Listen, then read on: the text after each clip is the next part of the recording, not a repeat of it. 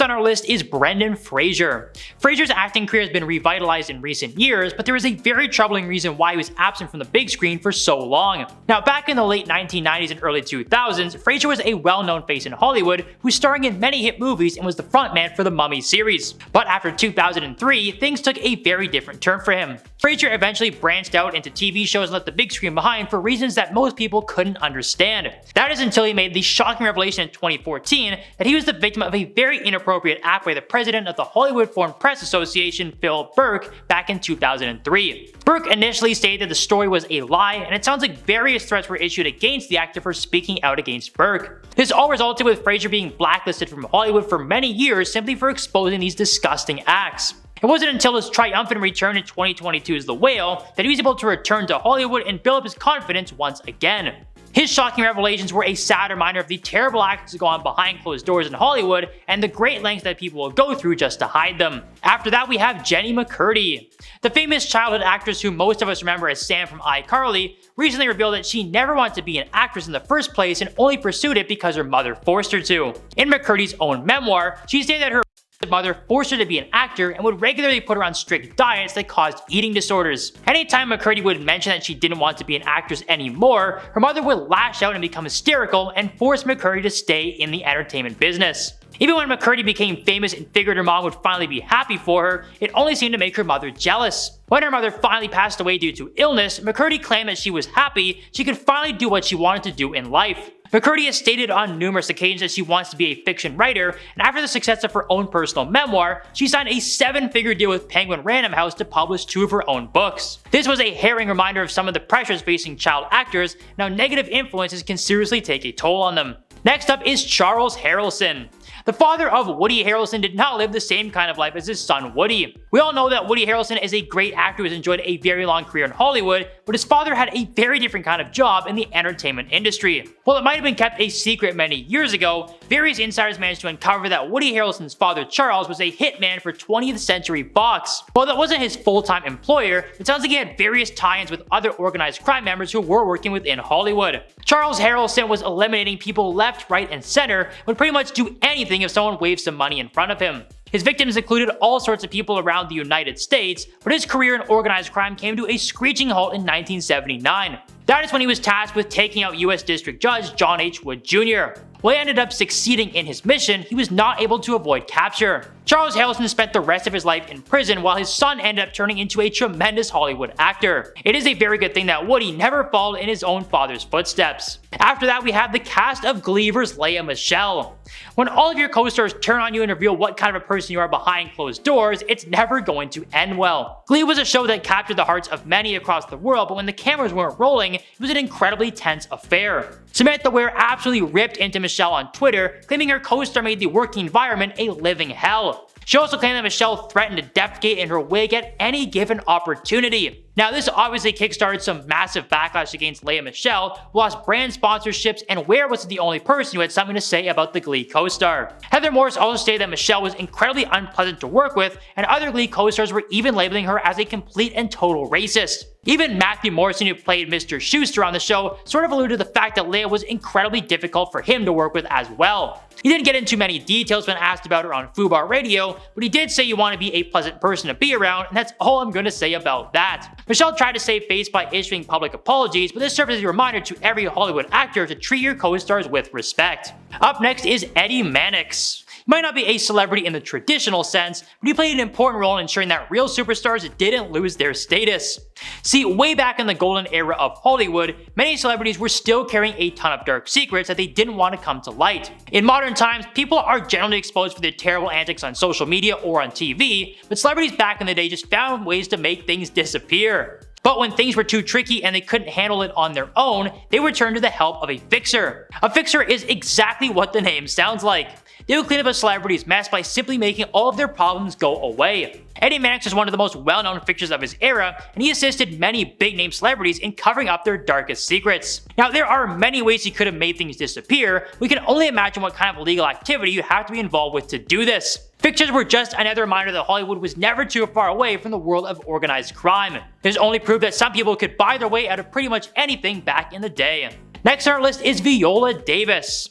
Viola Davis called out her co-star Jared Leto for being too much like the Joker. Sometimes actors can get completely carried away in their own work. Now obviously it's good for an actor to stay in character so they don't lose their touch, but it sounds like Leto took things way too far. His co-star Viola Davis claimed that Leto would stay in character the whole time they were filming, and he would continue his character's psychopathic tendencies off set. The catalyst in the strange behavior is when Jared Leto apparently sent a box of bullets to Viola Davis. This seemed like much more than just a joke to Davis, to the point where she was actually worried for her own safety.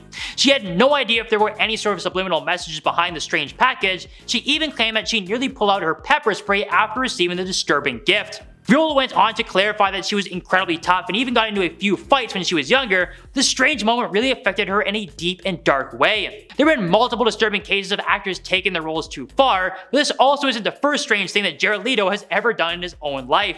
Aside from his outlandish outfits, scaling the Empire State Building to promote his band, and supposedly running a cult, this honestly might not have been the weirdest thing that Jared Leto's ever done. Up next we have Jussie Smollett. This one was a literal self-inflicted wound that completely backfired on Smollett. The American actor has been a mainstay in Hollywood since the early 1990s, but a viral incident that took place in 2019 resulted in him being blacklisted from Hollywood. On January 29, 2019, Smollett filed a report with the Chicago Police Department and claimed that he was the victim of a violent hate crime. Now in the report, Smollett stated that he was ambushed by two men who yelled racist and homophobic slurs before pouring bleach on him and shouting, "This is MAGA country." After a lengthy investigation took place, however, it was revealed that the entire attack was staged, and the two men who supposedly attacked Smollett were two brothers who worked as extras on the show Empire, in which Smollett was a cast member. The disgraced actor was sentenced to 150 days in county jail and was sued by the city of Chicago for $130,000 for the cost of the investigation. This one shed light on some of the shady activities that go on in Hollywood, which could have serious impacts on major political issues. After that, we have Leah Remini. Remini went into a cult and came out of it a changed person, but it probably wasn't the change that the cult was hoping for. Leah Remini was one of the first Hollywood celebrities to enter the Church of Scientology and spent many years in the strange cult before she had a change of heart.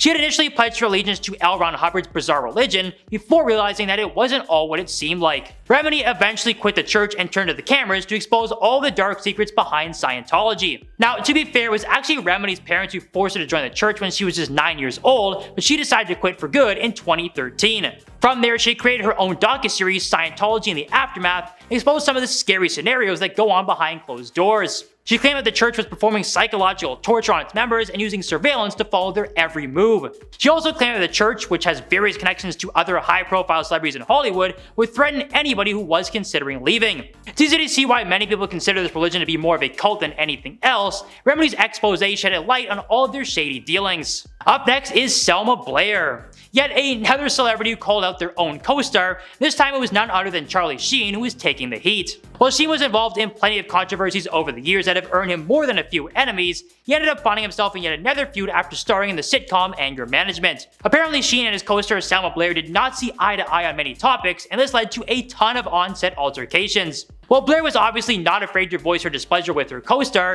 it proved to be a pretty risky move for her time as an actress on the show. In addition to being the show's lead actor, Sheen was also one of the series producers, which meant that he held a lot of power over his co-star. After various on-set fights and arguments between the two actors, it was announced that Blair's time on the series was finished and she would not be returning. It was later revealed, however, that Blair had an issue with Sheen's work ethic and was not shy about letting him know. But instead of trying to work things out or actually improve on his own performance, Sheen sent a flurry of angry text messages to Blair letting her know that she was fired and would never be welcomed back. And finally, we have Amber Heard and Johnny Depp. This one was a double-edged sword that proved that Hollywood relationships can be very toxic and downright terrifying. We all remember the crazy trial that took the world by storm in 2022. Heard was working her way up the ladder in Hollywood and was earning herself roles in hit movies such as The Rum Diary and Aquaman. However, it was altercations with her now ex-husband Johnny Depp that earned her a lot of attention for all the wrong reasons. While there were numerous counts of abuse against Depp throughout their marriage, the incidents didn't come to light until Heard went to trial, and her abusive actions towards Depp were made public to the world. While Depp was clearly not perfect himself by any means, Heard only made things worse for herself as the trial went on. It was eventually proven through phone recordings that she would constantly abuse her ex-husband after she initially denied all allegations against her. In the end, however, Heard was found guilty in the highly publicized trial and lost many jobs as a result of the crazy feud with her ex-husband. While it was easy to get caught up in all of the mayhem of the trial itself, this was another reminder there's a lot more of these superstar relationships than meets the eye. Cory Feldman has been trying to warn us about Hollywood's mistreatment of its younger stars for decades, and no one listened. According to Feldman, not even the authorities. Feldman shared that he did sit down with the authorities to share a list of names for them to investigate for acting inappropriately towards those under the age of consent, but according to Feldman, the police didn't do much. Feldman has been in the industry since a very young age and has expressed that he doesn't like that fact. He let out all of Hollywood's big secrets when his 2013 memoir, Choreography, came out. He shared that industry adults acted inappropriately towards him when he was too young to ever experience something like that, and that some of those people are or were still working. It's really heartbreaking that all this happened, and Feldman did share that it has been really hard for him, but that he wants to fight the fight for survivors. Feldman also shared that he applauds all victims for letting their voices be heard, and that he encourages the public debate to continue. Later, it came out from other co-stars of his that it was common knowledge that this was happening to Cory, and yet nothing was really done to stop it. Rumors that Hollywood is filled with behavior like this have been around since it got big. One major Hollywood producer was finally held accountable for this behavior, but singer Courtney Love was warning us about his behavior long before he was held accountable. This particular man mainly acted inappropriately towards women who did not want to engage in that behavior with him. Courtney Love hit the red carpet in 2005 and joined Comedy Central for an interview. The interviewer asked the singer, "Do you have any advice for a young girl moving to Hollywood?" Love seemed unsure on how to respond at first, but then chose to become one of the first people to warn us about the major producer. She responded, I'll get libeled if I say it. If major producer invites you to a private party in the Four Seasons, don't go." Of course, it would be many years later that said man would be held accountable for what happened at those parties, and people to this day look back on this interview wondering how we didn't take Love's warning seriously. Love at the time was treated very poorly after this moment, but has now received a lot of love since all the accusations have come out, and is regarded as one of the first people that attempted to expose the disgusting behavior. The rumors that Hollywood is filled with the overuse of special substances have been pretty much confirmed by modern film and television, and of course, eyewitness statements. But there was once a time when no one on the outside of the glitz and glamour knew for sure. Jack Nicholson tried to clue us all in back in the 80s. In a 1980 interview, Nicholson shared that these substances ain't no big thing, and that he would get influenced about 4 days a week. So not only were they around, they were super common. The presence of certain things in Hollywood was a big rumor for the longest time that was believed by many, but it's nice to have the rumor officially confirmed by one of Hollywood's biggest stars ever. Who could have guessed addictive on-camera performances could have come from an equally as addictive something else? There have been rumors that Hollywood is full of pressure from all angles that leads to its big stars to overuse substances that ruin their lives. Actor Dennis Quaid tried to warn people about how this can happen in an interview from over a decade ago. Despite the substances being sometimes life-destroying, it would not only be allowed on set, sometimes production would actually pay for and supply it. In a 2011 interview, the actor shared how substances affected and ended up ruining his life. He shared how his journey started by just doing things casually because that's what everyone else was doing. Peer pressure is a dangerous thing. Sharing more stories about production's direct link to this stuff, Quaid said that these substances were even in the budgets of movies. Thinly disguised, it was petty cash. Quaid went on to say that since everyone was doing the petty cash stuff, sets would sometimes supply it, people would even make deals to get it. Many rumors have circulated that this stuff was present in Hollywood, but it's a major shock to find out just how entwined it is with the movie making process. Paparazzi have gotten a bad rep over the years for being rude,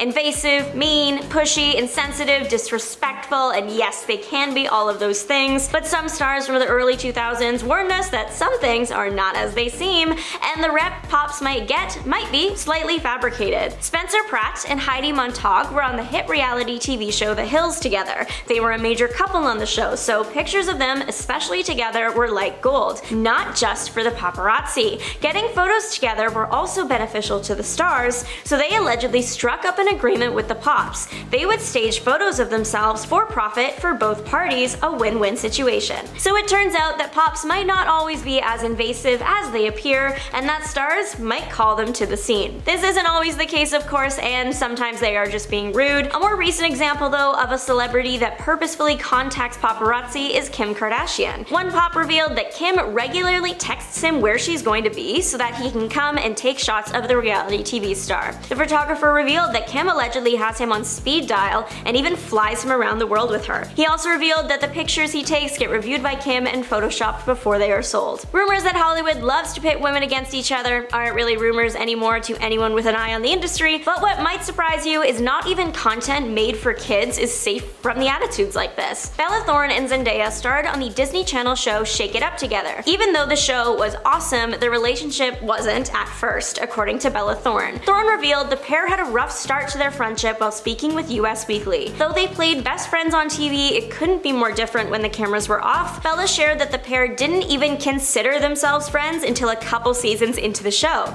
The reason? Bella claims it was because people on the show were constantly pitting the girls against each other. Bella said this fed into their heads, it made them not friends in that first season. It's sad to learn that a show about a positive friendship between two girls that was loved by so many girls was not a safe space for the girls in it. This interview isn't the first time Bella has mentioned the fabricated competition between them. In 2017, she said that the pair were forced to compete against each other and that they were placed in a very unfortunate position. Funny enough, Bella shared that the pair didn't actually become friends while working on their own show, Shake It Up, but instead while shooting an episode for another popular Disney Channel show, Good Luck Charlie. About this time, Bella said, "We were really able to put our cards out on the table and understand each other. From that point on, the pair did get along and are now friends." Keeping with the theme of kid TV stars warning us about Hollywood, Amanda Bynes sent a pretty clear warning when she announced on her Twitter in the early 2010s that she was retiring from acting, despite only being 24, early in her career and just starting to land bigger roles that would only grow her fame and fortune. The actress tweeted a cryptic, "Being an actress isn't as fun as it may seem,"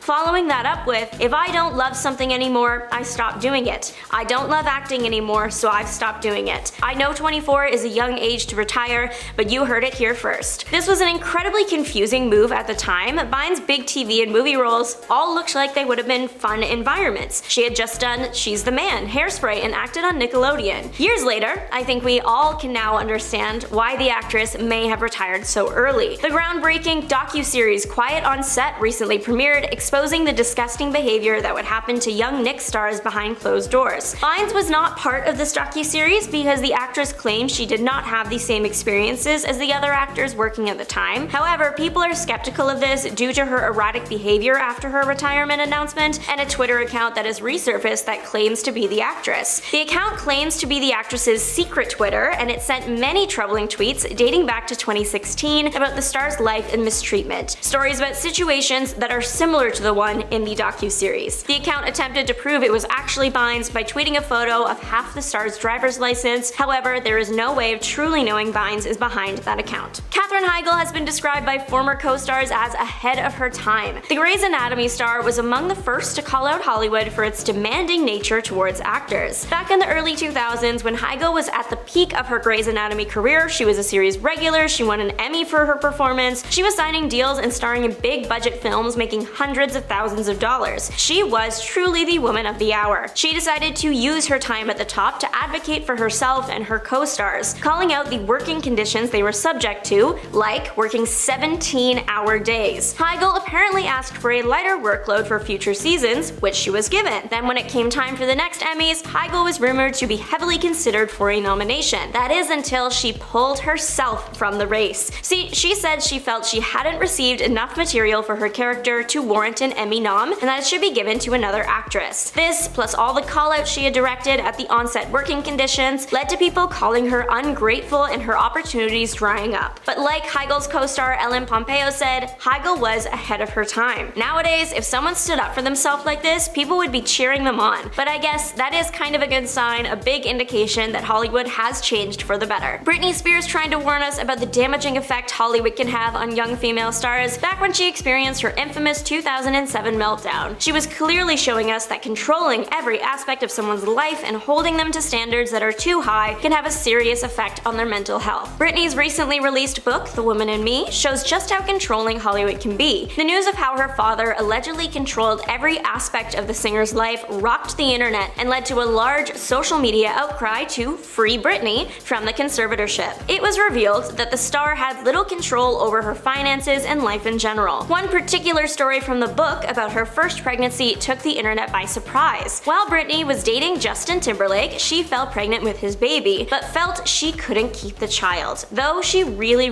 wanted to. Timberlake wasn't ready to be a father, so Britney ended the pregnancy. She wrote, "If it had been left up to me alone, I never would have done it. And to this day, it's one of the most agonizing things I have ever experienced in my life." The book highlighted that being the most popular person in the world is not everything it's cracked up to be. Hollywood had one major rumor that had been circulating for years, and that was the casting couch. This rumor has been confirmed now thanks to the Me Too movement, but Megan Fox was calling out big stars in the casting couch long before any of that happened. The term casting couch can be literal or figurative. Vaguely speaking, the term means someone getting a position on a movie set by doing a specific type of favor for someone with the power to give it to them. In a 2009 interview with GQ, Fox revealed that the people using this casting couch method weren't always producers or casting directors, but also some Hollywood legends. Fox said, "It's really so heartbreaking. Some of these people, like Hollywood legends, you think you're going to meet them and you're so excited, like, I can't believe this person wants to have a conversation with me, and then you get there and you realize that's not what they want at all." Megan Fox wasn't treated very well after this interview. Some people didn't believe her due to her reputation at the time. It wasn't until years later that people took her past comments and stories as seriously as they should have. Justin Timberlake was just arrested in a career-destroying move. The singer was arrested after a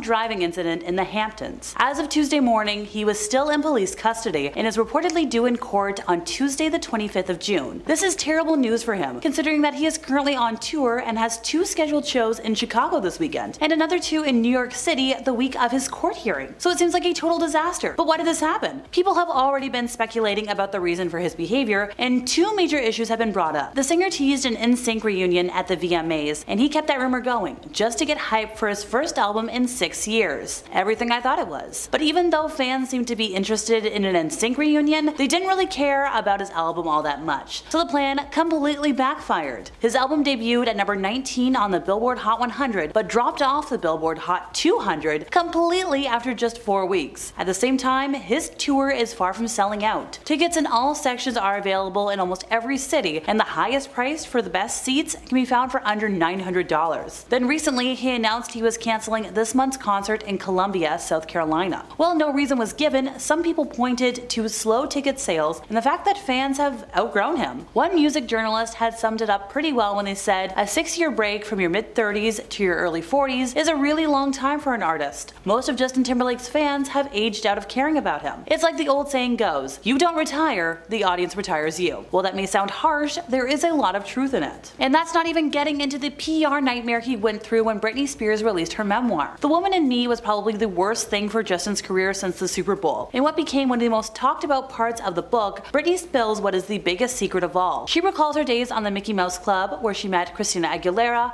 Ryan Gosling, and Justin, who she later formed a romantic relationship with. She talked about their first kiss as a Janet Jackson song was playing in the background, and the difficult decision she had to make in the year 2000 after learning she was pregnant. She said, "It was a surprise, but for me it wasn't a tragedy. I loved Justin so much. I always expected us to have a family together one day. This would be just much earlier than I'd anticipated." But she said that Justin definitely wasn't happy about the pregnancy. He said, "They weren't ready to have a baby in our lives and they were way too young." We now understand why sources are saying that Justin was concerned about the memoir. Britney revealed that if the decision had been left up to her alone, she never would have done it. But she only did it because Justin was so sure he didn't want to be a father. Looking back at the experience, she said, "To this day, it's one of the most agonizing things she has ever experienced in her life." And fans weren't just upset about the pregnancy confession, but Justin also received a new wave of backlash for using Britney to launch his own career. So back in 2002, he wrote the hit song Cry Me a River about their breakup. The lyrics paint a picture of a relationship that gets ruined because the girl cheats. And to get even, the guy makes sure that she finds out that he's moved on with his life. The girl then gets upset and cries a river because she realized that she screwed up and lost him forever. So the track was written and recorded after a heated phone conversation between Justin and Britney, where she allegedly broke up with him. Justin said that it only took him 2 hours to write the song. In the video, he uses a video camera to record him sleeping with another another girl. When his girlfriend comes back in, he sets up the camera so she will see the tape. The actress in the video looks almost identical to Britney Spears, and of course that was intentional. The former couple dated for 2.5 years before they broke up in 2002, and he publicly claimed that she cheated on him with her choreographer, Wade Robson. She eventually hit back at his allegations in 2003 and revealed that Justin was the only guy she'd ever been with. Now, with the release of the 2021 documentary Framing Britney Spears, the song has been criticized for its misogynistic undertones. Britney's memoir also drew attention to Justin's cultural appropriation over the years. Thanks to the audiobook, fans' recording of Michelle Williams doing an impression of Justin while narrating the memoir, a clip from the audiobook has gone viral and has almost 17 million views.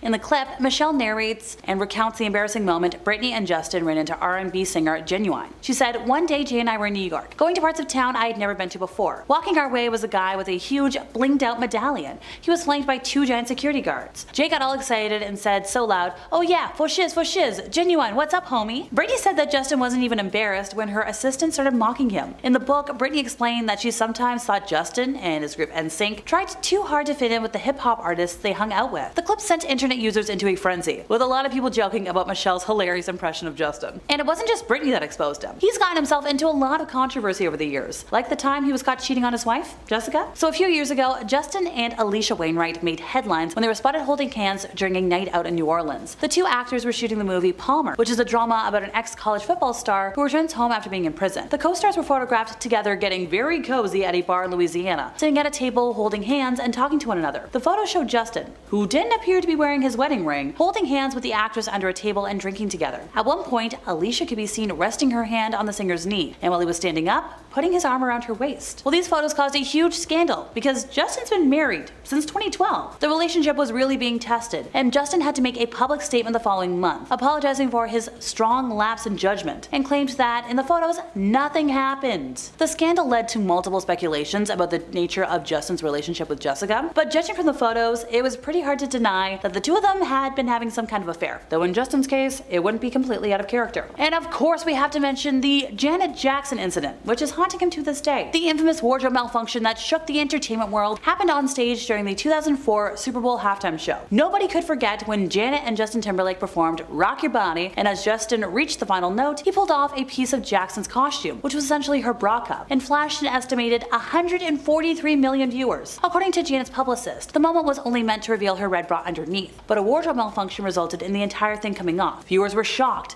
Janet's career spiraled, and an immediate scandal ensued. Since then, the incident has inspired numerous performances, songs, and TV episodes. In fact, last year, FX and Hulu released a documentary called Malfunction, The Dressing Down of Janet Jackson, which aimed to explore the racial and cultural currents that collided on the Super Bowl stage. Interestingly enough, the stylist who was behind Janet's Super Bowl look, Wayne Scott Lucas, told Page Six that Justin was behind it all because he wanted to upstage Britney Spears, Christina Aguilera, and Madonna, who had kissed at the 2003 MTV Video Music Awards just a few months earlier. Now, looking back on that moment, fans feel contempt for the fact that Justin had no problem humiliating one woman to get back at another one. Even then, there were very little repercussions for his actions. It wasn't until 2021, 17 years after the event, that Justin finally went on the record to acknowledge how his past actions hurt Janet Jackson, which, as we know, ended up having catastrophic consequences for her career. In an Instagram post, he wrote, "I've seen the messages, tags, comments, and concerns, and I want to respond. I am deeply sorry for the times in my life where my actions contributed to the problem, where I spoke out of turn, or did not speak up for what was right." He went on to say that he understands that he fell short in these moments, and in many others, and benefited from a system that condones misogyny and racism. Quoted as saying, "I specifically want to apologize to Britney Spears and Janet Jackson, both individually, because I care for and respect these women and I know I failed." Finally, Justin said he felt compelled to respond, in part because everyone involved deserves better. He then called it a larger conversation that he wholeheartedly wants to be a part of and grow from. But this apology post didn't come out of nowhere. It came after the release of the documentary Framing Britney Spears, which sparked conversations in his role about Britney's downfall when he claimed that she cheated on him. But most people believed that his apology was too little too late. Starting off with one of Braun's most popular discoveries ever, Justin Bieber. Braun and Bieber had been working together for almost 15 years. Braun was the one who discovered the singer when he was just posting covers on YouTube, so it came as quite a shock when fans found out that Justin had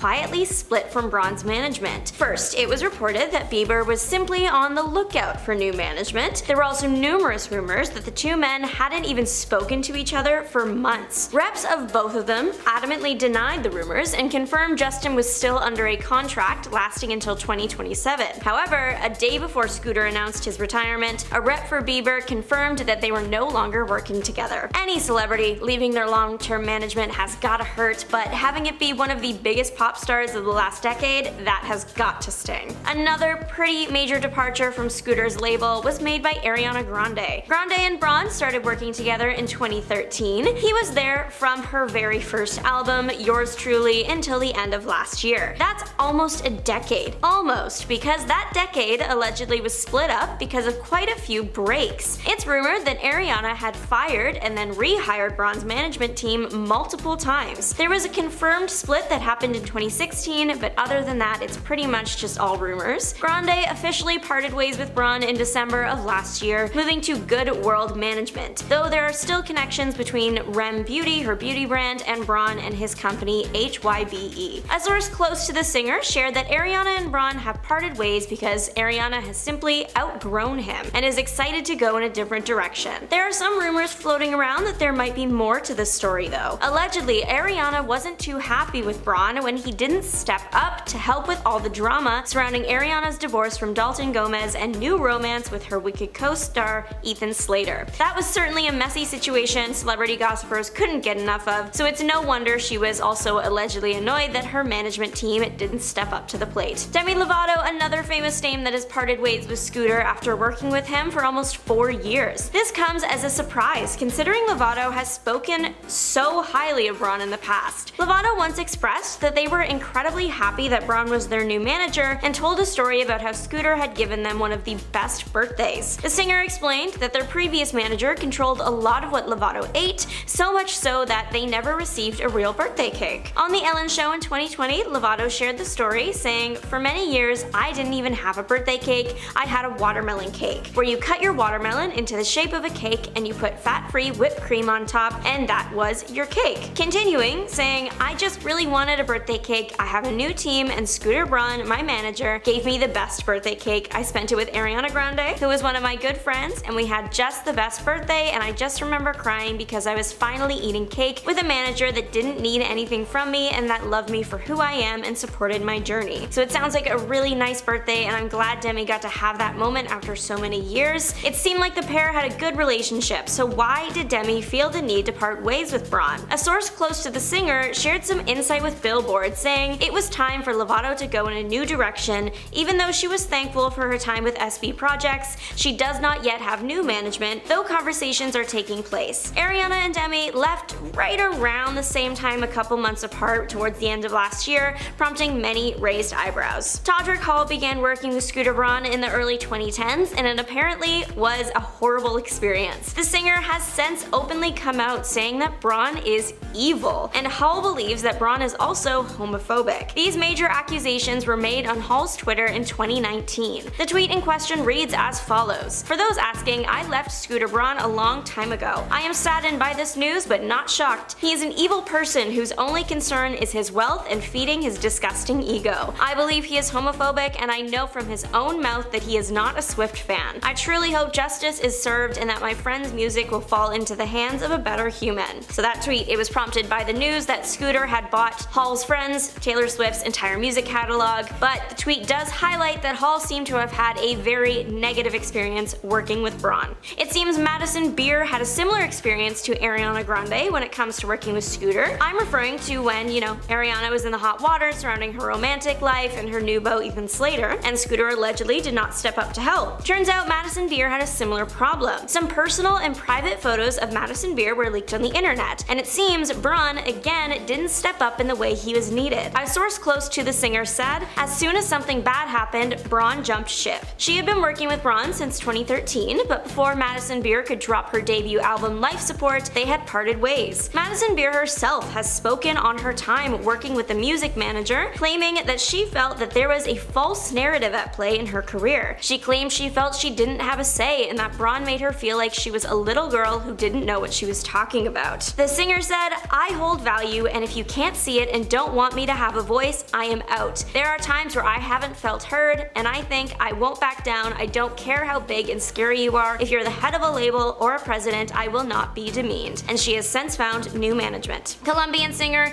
J Balvin has also parted ways with Braun. This happened in May of this year. The superstar chose to sign with Jay-Z's Rock Nation instead. Rock Nation has spoken on J Balvin's behalf on why why he went with them, saying the singer is looking to mentors who went from artists turned moguls like Jay-Z and Pharrell. J Balvin's goal is to inspire other Latinos to dream big and work hard to uplift themselves and their communities. This split from Scooter came as a shock to fans at the time, since Braun had seemed so excited to work with Balvin in the first place. When Braun had signed him, he called him an incredible talent and a top global act with an amazing work ethic. Singer of Call Me Maybe will no longer be calling Scooter Braun. It was reported recently that Jepsen had parted ways from the manager, but it turns out that might not be the whole truth. Many people assumed that since Jepsen was listed on Braun's company website, she was currently being managed by him, but that is not the case. Apparently, Jepsen parted ways with Braun back in 2016. Other sources claim the pair worked together simply from 2012 to 2015. Either way, their working relationship, it was short-lived. A big reason why the pair even started working together likely has to do with one of Braun's first and most popular clients,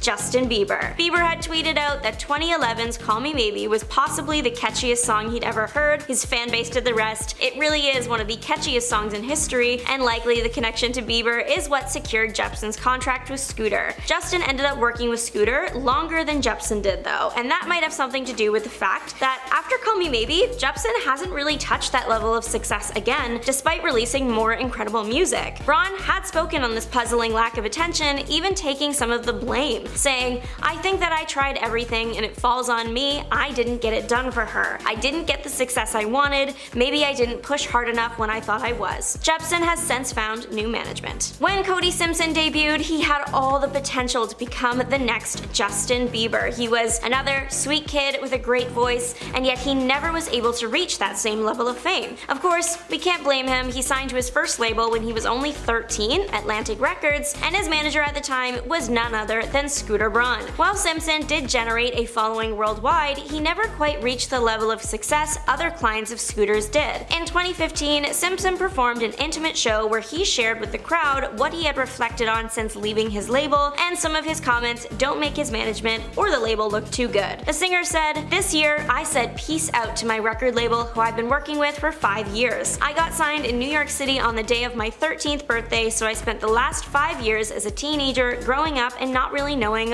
what was going on." He went on to say he was too nice to say no to anything, but when he turned 18, he built courage up and became self-aware and had a realization that he strayed from his roots and how he grew up. Finishing with, "I had to kind of just pull the plug and go and do my own thing, so that's what I'm doing now." He is certainly doing his own thing. He has actually left music altogether, becoming a competitive swimmer. Katy Perry has had a small hand in the downfall of Scooter Braun. She and Taylor Swift had a long-standing feud that was officially announced to be over in Taylor's "You Need to Calm Down" music video a few years ago. Since then, the two women have been very supportive of each other, publicly and behind the scenes. When it came out that Scooter had bought Taylor's masters, Katy was quick to voice her support for her friend. A petition had been going around titled "Make Taylor Swift Re-Release Her 6 Albums," and Perry commented on it saying, "I stand with Taylor, stay strong my friend." The petition did end up coming true, of course. Speaking of the Bad Blood singer, of course we are going to finish off this video with the one, the only, the woman that probably did the most damage to Scooter's career,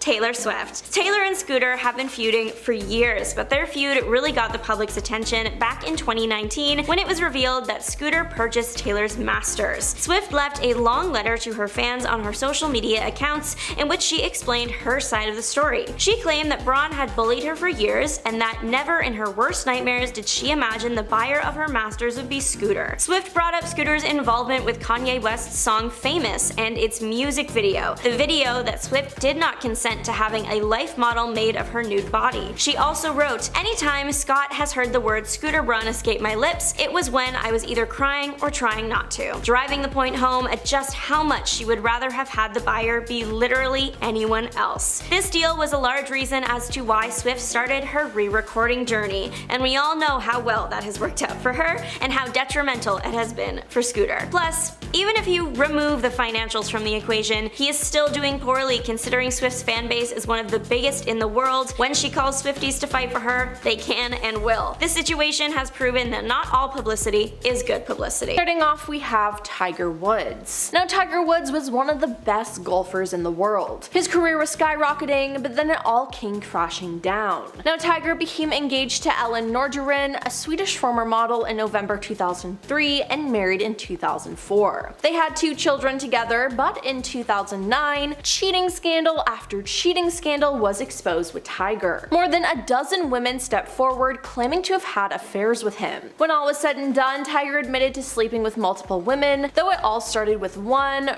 Rachel Urschel. It was reported that Tiger allegedly had a months-long affair with the New York City nightclub host. Now, days and months following this report, more than a dozen women claimed in various media outlets to have had affairs with him. Now, he lied about everything before finally confessing to cheating in a televised statement. Now, Tiger confessed to sleeping with 120 women while he was married. Yeah, 120. Now, after 6 years of marriage, his wife Ellen divorced him, which makes a lot of sense. After the news broke, sponsors immediately cut ties with him, and he was out of tens of millions of dollars almost overnight. Now, he thought he could get away with it because he was Tiger Woods, but that all backfired as he was actually made an example of. Up next is Amy Robach and TJ Holmes. Amy Robach and TJ Holmes were co-hosts of Good Morning America 3, What You Need to Know, and they had worked together since TJ joined the show in the year 2020. Now, at the end of 2022, the Daily Mail published photos of the co-workers taken across several outings, from getting drinks at a New York City bar to loading up a car at a cottage upstate. Now, neither of the broadcasters immediately addressed the photos or revealed whether they had split from their respective spouses.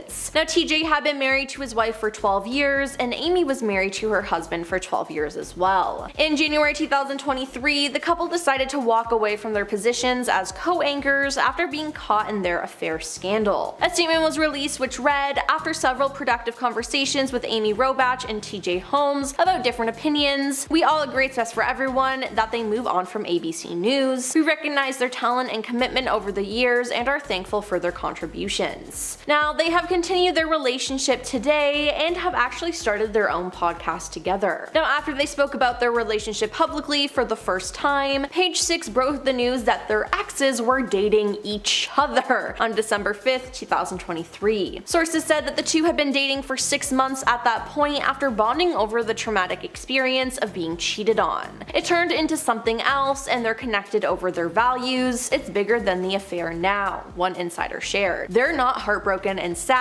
everyone has moved on. Now, I guess this is a happy ending. I don't know though, losing your job over a relationship isn't a good thing at all. Moving on to Meg Ryan. Meg Ryan had a successful career when she was married to Dennis Quaid, but her girl next door image was completely ruined when rumors emerged about her cheating with her Proof of Life co-star Russell Crowe. Now, the tabloid frenzy affair was publicly perceived as the reason for her divorce from her husband of 9 years, Dennis Quaid, and led to a serious decline in her popularity. Now, Meg also denied that her fling with Crowe was the reason for the divorce, saying, "My marriage was breaking up long before it became a matter of public discussion." Years later, Meg blamed her own affair on Dennis, claiming that he was cheating on her throughout their entire marriage. She said, "Dennis was not faithful to me for a very long time, and that was very painful. I found out more about that after I was divorced." Now, regardless, Meg's career hit a wall. Her film Proof of Life bombed at the box office, and the Golden Globe nominated actor has had trouble getting back into the limelight. And now there's Arnold Schwarzenegger. Arnold Schwarzenegger and his wife Maria Shriver had been married for 25 years when they announced that they were splitting up in 2011. Now, soon after the real reason for their split was revealed, Arnold had an affair with a woman who worked in their home, and she'd given birth to their son, Joseph Bena, 14 years earlier in 1997. Now, he kept that a secret for 14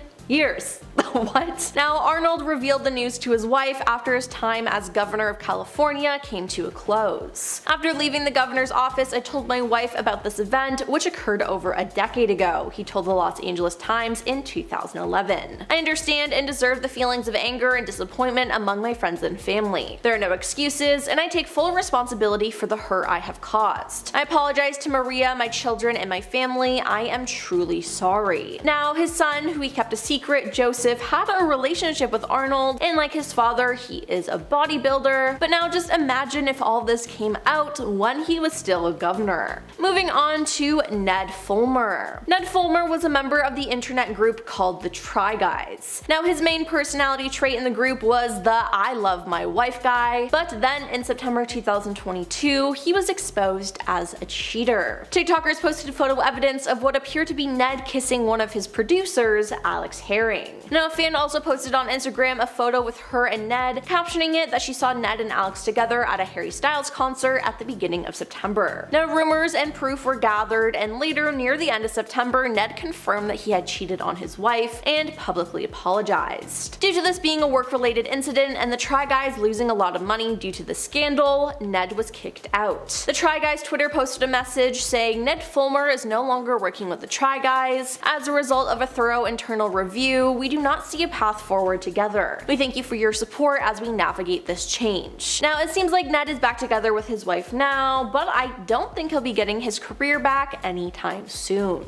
Then there's Bill Clinton. Bill Clinton was the 42nd president of the United States from 1993 to 2001, but in the 90s, Clinton was accused of being in a relationship with Monica Lewinsky, an intern at the White House, who was hired during Clinton's first term in 1995. Now Clinton had been married to his wife Hillary since 1975, but he denied that he was having an affair. During a televised statement, the president denied having a sexual relationship with her, stating, "I did not have sexual relations with that woman, Miss Lewinsky." Afterwards though, Monica confided in Linda Tripp, her co-worker, about the relationship and how it was true. It was then brought to light that Bill's and Monica's sexual relationship lasted between 1995 and 1997. Bill then finally admitted that he had a relationship with her, stating, "I did have a relationship with Miss Lewinsky that was not appropriate. In fact, it was wrong. It constituted a critical lapse in judgment and a personal failure on my part for which I am solely and completely responsible. I know that my public comments and my silence about this matter gave a false impression. I misled people, including even my wife. I deeply regret that." Now, this ultimately ruined his reputation and Monica's. Moving on to Ben Affleck. Ben Affleck and Jennifer Garner first met on the set of the 2000 movie Pearl Harbor, but were in separate relationships at the time. Ben was engaged to Jennifer Lopez, and they were supposed to be married in 2003, but in 2004 they called off their engagement. Jennifer was married to Scott Foley for 4 years, who she divorced in 2003. Ben and Jen then started a relationship and got married in 2005 and had 3 children, and likely had a perfect family, until their nanny, Christine Ozozian, claimed that she and Ben had an affair. In 2015, sources told Page 6, amid reports of Ben's gambling and alleged cheating with other women, that the pair had drifted apart and had been in professional therapy for years. Now, their split was announced a day after their 10th wedding anniversary, and they finalized their divorce in 2018, but remain on good terms. In a conversation with Vanity Fair, Jennifer had confirmed Ben's affair with the nanny, as she said, "Let me just tell you something, we had been separated for months before I ever heard about the nanny. She had nothing to do with our decision to divorce. She was not a part of the equation." Now we have Kristen Stewart. In 2012, photos of Kristen Stewart kissing Rupert Sanders, the director of her movie Snow White and the Huntsman, were released, and they caused a frenzy. Now at the time, she was famously in a relationship with her Twilight co-star Robert Pattinson, while Rupert was married to his wife since 2002, model Liberty Ross. Now after the photos were released, both Kristen and Rupert released their own statements. Kristen said, "I'm deeply sorry for the hurt and embarrassment I've caused to those close to me and everyone this has affected. This momentary indiscretion has jeopardized the most important thing in my life, the person I love and respect the most, Rob. I love him,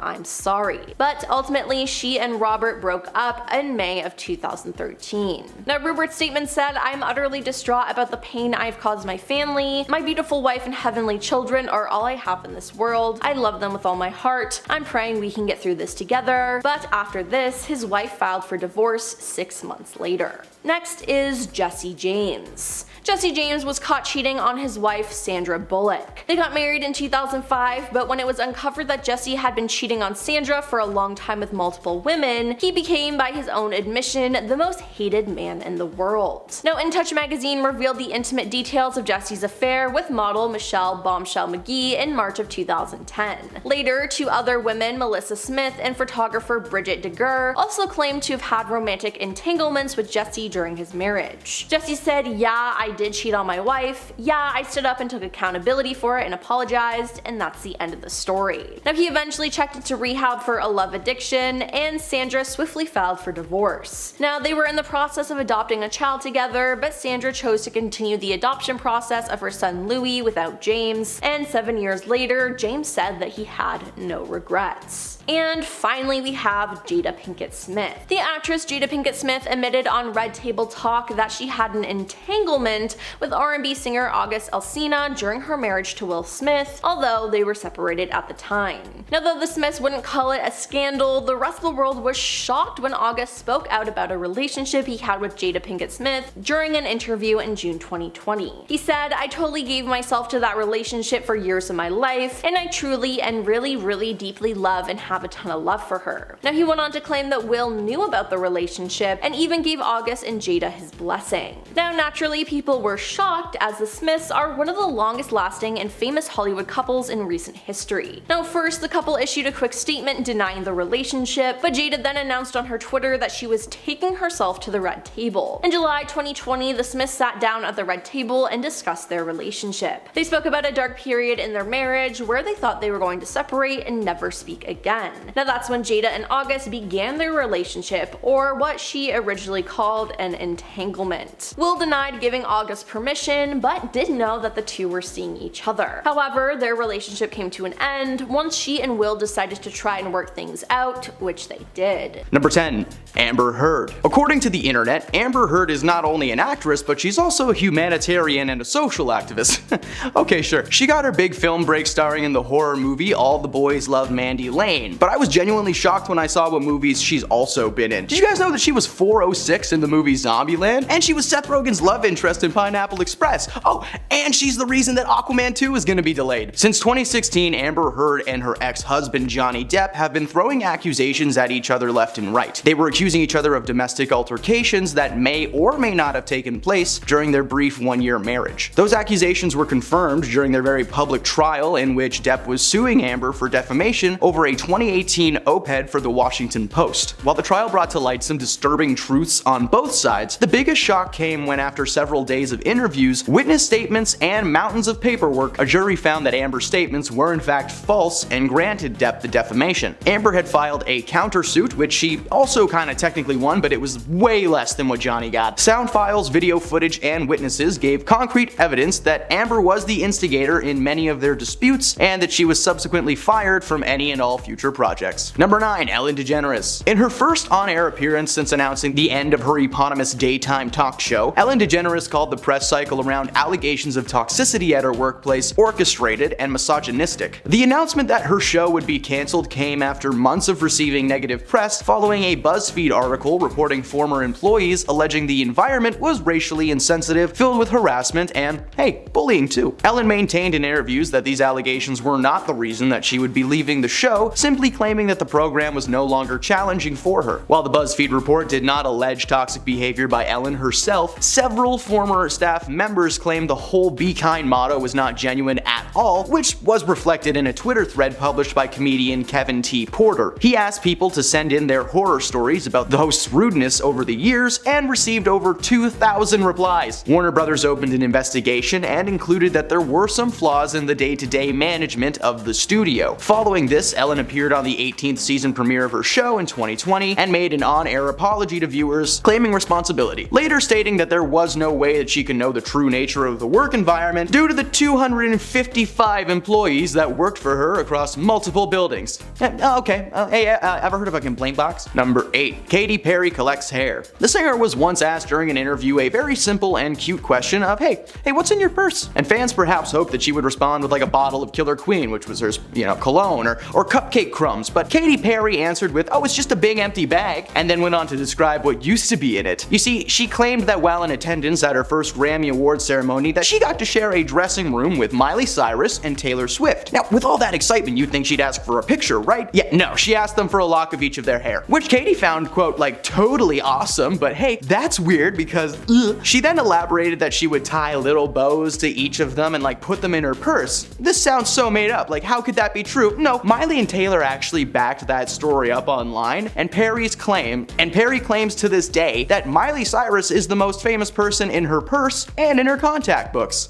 Nice. Number 7. Josie Smollett. In 2019, American actor Josie Smollett, best known for his role in the Mighty Ducks movies and his time as Jamal Leon on the show Empire, approached the Chicago Police Department to report a hate crime. According to himself, 2 unknown individuals appeared from the shadows and began harassing Josie. They flung racial and homophobic slurs at Smollett, while one attacker poured a flammable substance on him, and the other began to insert his head into some rope. News of this altercation made headlines in the following days, as it was announced that an investigation would be made to help piece together what exactly happened. Well, too bad for Josie, the Chicago PD are pretty good at their jobs. They quickly found that the 2 strangers in question were 2 Nigerian brothers named Abimbola and Olambinjo, who had worked as extras on the set of Empire. They raided the brothers' home and found documents confirming the pair had been paid $3,500 each to stage the event. They had video footage of the brothers purchasing the masks, gloves, and hats that are seen in the altercation footage. They also found receipts for the liquid and rope used during the attack. Hey, not a great time to keep track of your finances, guys. In 2019, Smollett was charged with a Class 4 felony for filing a false police report, and on top of that, the Chicago PD was suing him for $130,000 for wasting their time and resources on a fake incident. In the end, he spent 150 days in jail and coughed up a lot of the cash. Number 6. Kylie Cosmetics. Kylie Jenner is the youngest of the Kardashian clan and is extremely successful for her age. In 2019, she made the cover of Forbes magazine as the youngest self-made billionaire ever, following the successful partnership between her cosmetic brand and Ulta, a beauty salon company, which would allow the brand previously only available online and in random pop-up stores to be placed on shelves and in Ulta's 1,000 plus stores. This is unfortunate considering the true nature of just where these products come from. You see, rumors of Kylie's mistreatment for her employees were circulating for weeks after several claims from former employees were made public. It turns out every single thing that they said was true. Many people at the factory that mixed and packaged her makeup and beauty products would report that they were never actually given proper safety equipment that you would require to do that job. They were only given hairnets, lab coats, and safety goggles, leaving their hands and faces completely exposed. Workers would regularly report migraines and chemical burns varying in severity. Now, if this isn't bad enough, they were also forced to act as human test subjects for Kylie's new products. This woman was on the cover of Forbes magazine. She was so proud of her company for not testing products on animals, but like, can we agree that using people is like a billion times worse? Number 5. King Charles's affair. The recently crowned King of England has not always played by the rules. In 1981, Prince Charles married Lady Diana, who was 20 years old at the time, leaving a 13-year age gap between them. Behind closed doors, it was speculated that Charles was never actually in love with Diana in the first place, and that was later proven to be true. While things seemed pleasant on the outside, behind the scenes, Charles was secretly meeting up and having an affair with his ex-girlfriend Camilla Bowles. The alleged relationship was written about in the 1992 Diana, Her True Story, but in 1994, Charles actually confirmed the allegations in a documentary, because that's the perfect place to do it. The couple filed for a divorce in 1996, and Diana died 1 year later. While the now king made it clear that he had no plans to remarry, he ended up getting remarried in 2005 to, oh hey look, it's Camilla Bowles, shocking. Number 4. Arnold's love child. Action movie star and former California Governor Arnold Schwarzenegger made headlines in 2011 with the revelation that an old rumor was in fact true. In 1996, Arnold was married to Maria Shriver, a member of the Kennedy family, and they were prepping to welcome their new son Christopher into the world. Arnie didn't prep by building them cribs or baby-proofing the outlets though. Instead, he decided to have an affair with his longtime housekeeper Mildred Baina. Around the same time Christopher was born, so was his illegitimate son, Joseph. Rumors began to rise after his wife noticed the strange and sudden absence of the housekeeper and wondered if there might have been a more sinister reason for her departure. It was later revealed in 2011 that Arnold decided to address those rumors and claim Joseph as his own. Turns out Arnold had given Mildred a large severance package back in the day so she could could properly raise their son, leaving on what they call good terms. Well, eventually, after many years of trying and lots of paperwork, Maria and Arnold were divorced, and he's now able to spend more time as a papa. Number 3. Donald Trump's criminal activities. In 2006, Donald Trump was known solely as a wealthy real estate mogul with a hit reality TV show, The Apprentice. He had recently been married to one Melania Trump, and they had a newly born 4-month-old baby. However, reports leaked that Trump was in the midst of an affair with adult film star Stormy Daniels after she filed a civil suit claiming the contract he made her sign to keep quiet was invalid. Daniels claimed that herself and Trump had shared an intimate relationship for roughly a year during his marriage to Melania. These weren't the first allegations of an affair, as Trump has been back and forth in the media since the 1970s, being accused by like 26 women of misconduct. While these rumors never held any merit at first, the truth was finally set free. After being the most chaotic president in recent history, it was announced in March that Trump was going to be arrested on 34 separate violations of a New York law against falsifying business documents to conceal another crime. Over the years, he was essentially taking company money and using it to pay off anyone who may have been a threat to him, both personally or politically. Thanks for the free money, Donnie.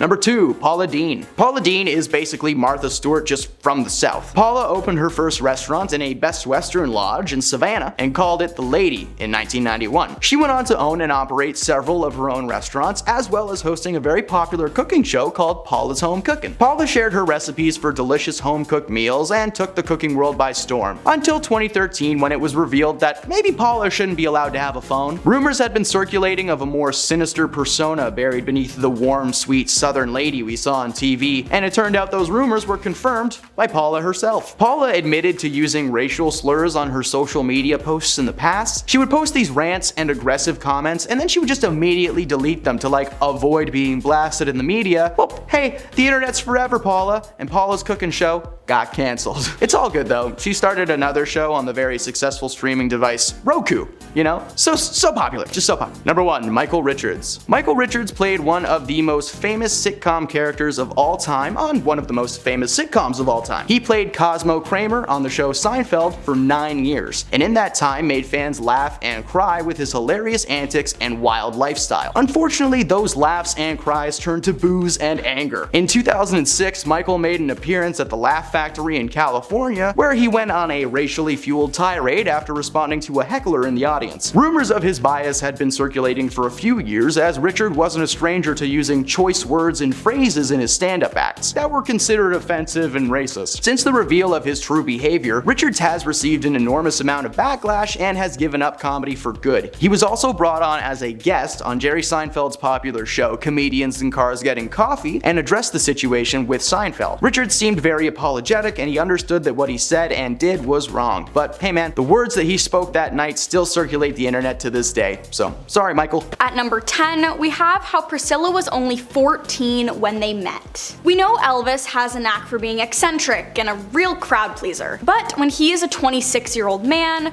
who had already begun establishing his career, started dating the 14-year-old Priscilla, it should have caused way more outrage than it did. In 1959, there was over a 10-year age gap between them, and she was legally still a minor. Her parents weren't too fond of the thought of her daughter dating a literal grown adult who happened to be a musician, but they begrudgingly let it slide because he was rich and famous. Priscilla and her family were living in Germany at the time, and the only reason they met was because Elvis was drafted there with the US military, seeing as he was enlisted in the height of his prime. So not only did he have an established music career, but he was old enough to be a US soldier when she was just going into high school. To add to all of this, when he was sent back to the States, he up and left her with no contact and barely so much as a goodbye. This brings us to our next point, about how he was a terrible partner. Before he and Priscilla were married, he knew exactly who he was, what he looked like, and the effect he had on young women. So, in a very scummy fashion, he would often create narratives to convince women to spend the night with him,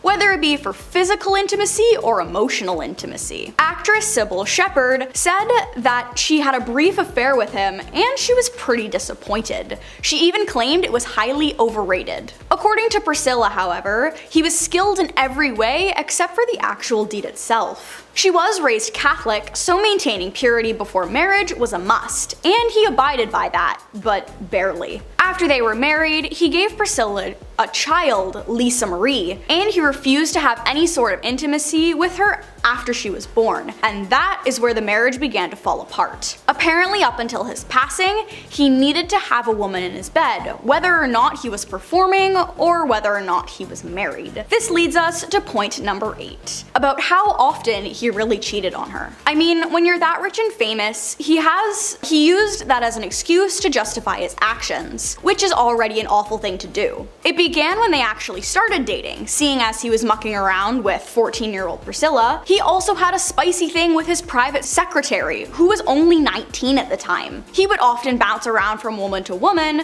just to feel something different every night. And of course, he could get away with it because he's Elvis. When he left Germany and went back to Tennessee, he got into a short-lived relationship with Anita Wood, and she discovered he would often have wild nights with young girls. She even found a letter from Priscilla begging him to move her to the States so they could be together again. This is when Anita saw behind the curtain, and she left him shortly after. But because Priscilla was young and naive, she would have been willing when Elvis introduced new players to the game, if you catch my drift. His excuse for his unfaithful actions was that he was famous and that's just who he was, and she could accept him for who he was or leave. In a healthy relationship, that isn't a position you should ever be in, famous or not. At number 7, we have his use of substances. It's no secret that Elvis has severe substance issues. It was the 60s, so even soda pop had substances mixed in. Linda Thompson was one of his past relationships, and in her autobiography, she went into detail about what it was like being with him while he was struggling. Apparently, while they were together, she had saved his life multiple times because she found him unconscious face down on the floor or having taken too much prescription medication. She said he felt like he couldn't be harmed by the medications he was taking, even if it was far too much. She said that he had over a dozen different medication bottles on his nightstand when they went to Vegas for their first trip together. It got to a point where he would take an absurd amount of sleeping pills to sleep through the entire day so he would be rested enough to stay up all night. All the medication really did was have a hand in his passing. At number 6, we have how Priscilla was a co-producer of the movie. It isn't a dark Elvis secret, but it makes the amount of stuff he did in the movie all the more haunting. She wanted to make sure that it was both accurate and dramatic at the same time, and so that she could recreate scenes that accurately represented her time with Elvis. Priscilla's book, Elvis and Me, gave very good details about the situations she was put in, and she had no fear dragging his name through the mud, considering everything he put her through. The most interesting part is that when the casting director for the movie did an interview with Lisa Marie, Elvis and Priscilla's daughter, she didn't see what Priscilla was talking about, and she thinks her mother made him seem way more awful than he actually was, and that her book was vengeful and hateful, and Lisa Marie couldn't understand why. Lisa Marie actually had issues very similar to her father's, so it makes sense why she would be so blind to his personal life problems. At number 5, we have how often Elvis left. Now, this one is less shocking than some of the others, which is why it comes right in the middle of our list. We knew he left Priscilla high and dry when she was a teenager, but even when they were living together, he would often be gone for months at a time, just to be home for a few days, to leave again. This took a serious toll on Priscilla's mental health. He would leave for many different reasons. Sometimes it was tours, sometimes it was for movies, other times for interviews, but she was at home alone all the same. Well, at one point, she decided she had enough and made a surprise appearance in Los Angeles where he was filming at the time. Instead of him being happy and welcoming his wife to the set, he threatened her and sent her away,